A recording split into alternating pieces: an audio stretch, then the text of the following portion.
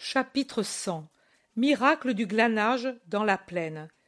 C'est par une campagne toute blonde de moissons que Jésus passe avec ses disciples. Il fait très chaud, bien que l'on soit aux premières heures de la journée. Les moissonneurs fauchent les sillons tout garnis d'épis, en faisant des vides dans l'or des blés. Les faux brillent un instant au soleil, disparaissent dans les épis pour réapparaître de l'autre côté pour un autre instant, et les javelles plient et se couchent comme si elles étaient lasses d'être restées debout pendant des mois sur la terre échauffée par le soleil. Des femmes passent, liant les gerbes derrière les faucheurs. Partout, la campagne est occupée à ce travail. La moisson a été très bonne, et les moissonneurs en sont tout réjouis. Quand le groupe apostolique passe le long du chemin, et quand les travailleurs en sont proches, plusieurs suspendent un instant leur travail, ils s'appuient à leur faux, essuient leur sueur et regardent, et de même les femmes qui lient les gerbes. Dans leurs vêtements clairs, la tête couverte d'un linge blanc, elles paraissent autant de fleurs qui émergent de la terre dépouillée des blés, coquelicots, bleuets et marguerites. Les hommes en tunique courte, bise ou jaunâtre attirent moins le regard.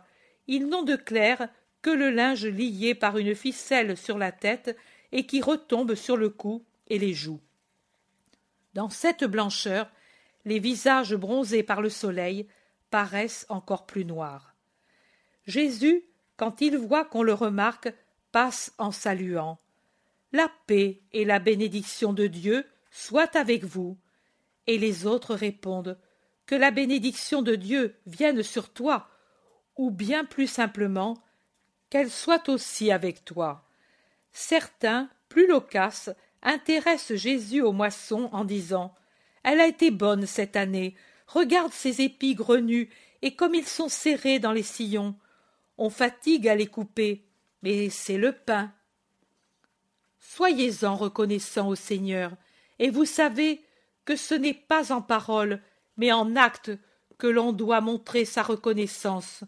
Soyez miséricordieux avec cette récolte, en pensant que le Tout-Puissant a été miséricordieux en donnant ses rosées et son soleil à vos champs, pour que vous ayez beaucoup de grains. Rappelez-vous le précepte du Deutéronome. En récoltant la richesse que Dieu vous a donnée, pensez à celui qui n'a rien, et laissez-lui un peu du vôtre. Saint mensonge que celui-là qui est charité pour votre prochain et que Dieu voit. Il vaut mieux en laisser que de tout ramasser avec avidité. Dieu bénit ceux qui sont généreux. Donner vaut mieux que recevoir, parce que cela oblige Dieu, qui est juste, à donner une récompense plus copieuse à celui qui a eu pitié. Jésus passe et répète ses conseils d'amour. Le soleil devient plus chaud, les moissonneurs cessent le travail, ceux qui sont à proximité rentrent chez eux, les autres se mettent à l'ombre des arbres et là se reposent, mangent, sommeillent. Jésus aussi s'abrite dans un bosquet très touffu à l'intérieur de la campagne et, assis sur l'herbe, après avoir prié et offert la nourriture frugale de pain, de fromage et d'olives, il distribue les parts et mange en parlant avec les siens. Il y a de l'ombre, de la fraîcheur et un grand silence, le silence des heures ensoleillées de l'été, un silence qui invite au sommeil et, en effet, la plupart sommeillent après le repas. Jésus, non. Il repose, les épaules appuyées à un arbre, et pendant ce temps, il s'intéresse au travail des insectes sur les fleurs. À un certain moment, il fait signe à Jean, à Judas l'Iscariote et à un des plus âgés qu'il appelle Barthélemy, et quand il les a autour de lui, il dit « Mais regardez ce petit insecte, quel travail il est en train de faire. Regardez, cela fait un moment que je le surveille. Il veut enlever à ce calice si petit le miel qui en remplit le fond, et comme il ne peut y arriver, regardez, Il allonge d'abord une de ses petites pattes, et puis l'autre, la plonge dans le miel, et puis s'en nourrit. Au bout d'un moment, il l'a vidée. Voyez quelle admirable chose est la providence de Dieu. N'ignorant pas que sans certains organes, l'insecte créé pour être une chrysolite volante au-dessus de la verdure des prés n'aurait pu se nourrir. Voilà qu'elle a muni les petites pattes de ses poils minuscules. Vous les voyez? Toi, Barthélemy, non? Regarde. Maintenant je le prends et je te le montre à contre-jour. Et délicatement, il prend le scarabée qui semble d'or bruni et il le renverse sur sa main. Le scarabée fait le mort et tous les trois observent ses petites pattes. Et puis, il remue ses pattes pour s'enfuir. Naturellement, il n'y arrive pas, mais Jésus l'aide et le met sur ses pattes. La bestiole avance sur la paume et s'en va au bout des doigts. Elle se penche, ouvre ses ailes, mais elle est méfiante. Elle ne sait pas que moi, je ne veux que le bien de tout être. Elle n'a que son petit instinct, parfait si on le compare à sa nature, suffisant pour tout ce dont elle a besoin, mais si inférieur à la pensée humaine. Aussi, l'insecte n'est pas responsable s'il fait de mauvaises actions. L'homme, si. L'homme possède en lui-même une lumière de l'intelligence supérieure, et il la possédera d'autant plus qu'il sera davantage instruit des choses de Dieu. Il sera donc responsable de ses actions. Barthélemy dit: alors, maître, nous que tu instruis, nous avons une grande responsabilité. Grande, et dans l'avenir, vous en aurez davantage, quand le sacrifice sera accompli et que la rédemption sera venue, et avec elle la grâce qui est force et lumière, et après elle viendra celui qui vous rendra encore plus capable de vouloir. Celui ensuite qui ne voudra pas sera très responsable. Alors, bien peu se sauveront. Pourquoi, Barthélemy? Parce que l'homme est si faible. Mais s'il fortifie sa faiblesse par sa confiance en moi, il devient fort. Croyez-vous que moi, je ne comprends pas vos luttes et que je ne compatis pas à vos faiblesses? Vous voyez, Satan est comme cette araignée qui est en train de tendre son piège de cette petite branche à cette tige. Il est si fin et si traître. Regardez comme resplendit ce fil. Il paraît être de l'argent, d'un filigrane impalpable. Il sera invisible pendant la nuit, et demain, à l'aube, il sera couvert de gemmes splendides, et les mouches imprudentes, qui tourniquent pendant la nuit à la recherche de nourriture plus ou moins propre, tomberont dedans, et aussi les légers papillons qui sont attirés par ce qui brille. Les autres apôtres se sont approchés, et ils écoutent la leçon tirée du règne végétal et du règne animal. Eh bien, mon amour fait, à l'égard de Satan, ce que fait maintenant ma main. Il détruit la toile. Regardez comment l'araignée fuit et se cache. Elle a peur du plus fort. Satan aussi a peur du plus fort. Et le plus fort, c'est l'amour. Ne vaudrait-il pas mieux détruire l'araignée? Dit Pierre, très pratique dans ses conclusions. Cela vaudrait mieux, mais cette araignée fait son devoir. Il est vrai qu'elle tue les pauvres petits papillons si beaux, mais elle extermine aussi un grand nombre de mouches sales qui transportent les germes de maladie des malades à ceux qui sont sains, des morts aux vivants. Mais dans notre cas, que fait l'araignée? Que fait-elle, Simon? Simon aussi est très âgé, et c'est lui qui se plaignait des rhumatismes. Elle fait ce que fait la bonne volonté en vous. Elle détruit les tiédeurs, les apathies, les vaines présomptions. Elle vous oblige à rester vigilant. Quelle est la chose qui vous rend digne de récompense? La lutte et la victoire. Pouvez-vous avoir la victoire si vous n'avez pas de lutte? La présence de Satan oblige à une vigilance continuelle. L'amour, ensuite, qui vous aime, fait que cette présence n'est pas forcément nocive si vous restez près de l'amour. Satan tente, mais il devient incapable de nuire vraiment. Vraiment. Vraiment. Toujours, toujours, dans les grandes et les petites choses. Par exemple, une petite chose. À toi, il conseille inutilement d'avoir soin de ta santé. Conseil rusé pour chercher à t'enlever à moi. L'amour te tient étroitement, Simon, et tes douleurs perdent leur importance, même à tes yeux. Oh, Seigneur, tu sais? Oui, mais ne t'en accable pas. Allons, allons. L'amour te donnera tant de courage qu'il est maintenant le premier à sourire de ton humanité qui tremble à cause de ses rhumatismes. Jésus rit de la confusion du disciple et il le serre contre lui pour le consoler.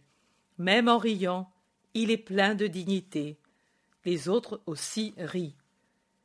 Qui vient aider cette pauvre vieille? Dit Jésus en montrant une petite vieille qui, bravant la canicule, glane dans les sillons fauchés. Moi, dit Jean, et avec lui Thomas et Jacques. Mais Pierre tire Jean par la manche, et l'amenant un peu de côté, il lui dit « Demande au maître ce qui le rend si heureux. Je le lui ai demandé, mais il m'a seulement dit « Mon bonheur est de voir une âme qui recherche la lumière. » Mais si tu le lui demandes, à toi, il dit tout. Jean est pris entre la retenue et, d'autre part, le désir de savoir et de contenter Pierre. Il rejoint lentement Jésus, qui est déjà dans le champ, en train de glaner. La petite vieille, en voyant tous ces jeunes, a un geste de désolation et se fatigue à s'activer. « Femme, femme !» crie Jésus, « je glane pour toi. Ne reste pas au soleil, mère, je vais venir. » La petite vieille, interdite par tant de bonté, le regarde fixement. Puis elle obéit, et elle dirige sa mince personne, courbée et un peu tremblante, le long du filet d'ombre du talus qui limite le champ. Jésus marche rapidement en ramassant des épis. Jean le suit de près, plus loin Thomas et Jacques. « Maître, dit Jean haletant, comment trouves-tu tant d'épis? Moi, dans le sillon à côté, j'en trouve si peu. » Jésus sourit et ne parle pas. Je ne pourrais le jurer, mais il me semble que les épis fauchés et non récoltés se lèvent là où l'œil divin se pose. Jésus ramasse et sourit. Il a une vraie gerbe d'épis dans les bras. « Tiens, Jean, prends la mienne, ainsi tu en as une quantité, toi aussi, et la petite mère va être heureuse. »« Mais, maître, tu fais un miracle, il n'est pas possible que tu en trouves tant. »« Chut, c'est pour la petite mère, en pensant à la mienne et à la tienne. Regarde quelle petite vieille c'est. Le bon Dieu, qui rassasie l'oiseau à peine né, veut remplir le minuscule grenier de cette petite grand-mère.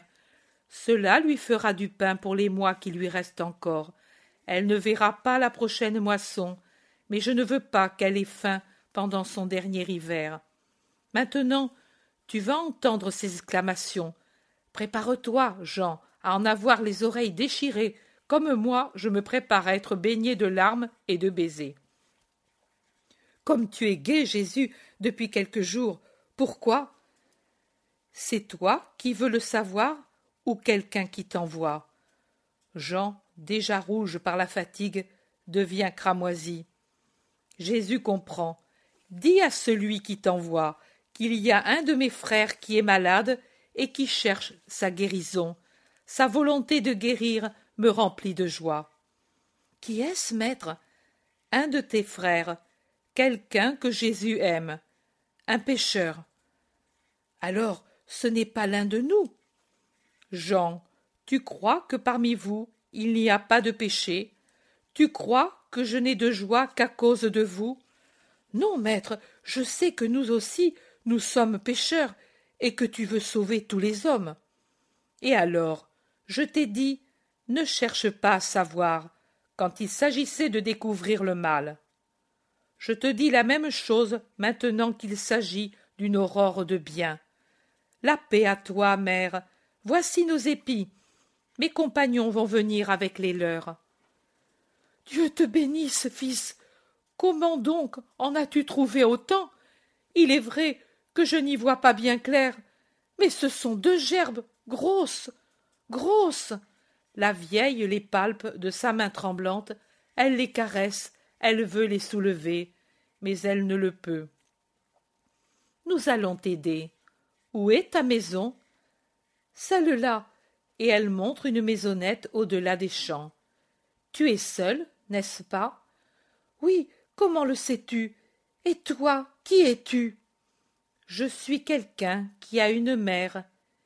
Et lui, c'est ton frère? C'est mon ami.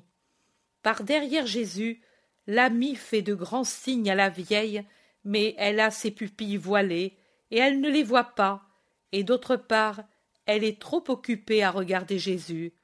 Son cœur de vieille mère est tout ému. Tu es en sueur, fils. Viens ici, à l'abri de cet arbre. Assieds-toi. Regarde comme la sueur coule. Essuie-toi avec mon voile. Il est usé, mais propre. Prends, prends, mon fils.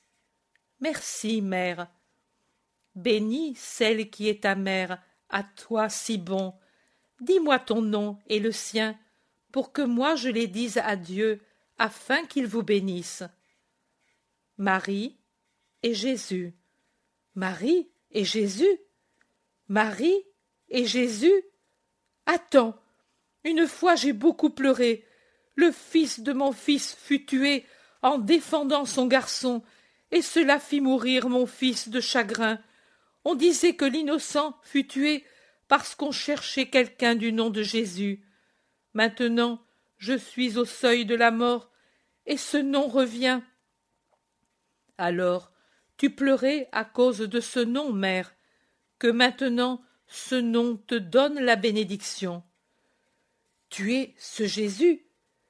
Dis-le à une femme qui va mourir et qui a vécu sans maudire, parce qu'on lui dit que sa douleur servait à sauver le Messie pour Israël.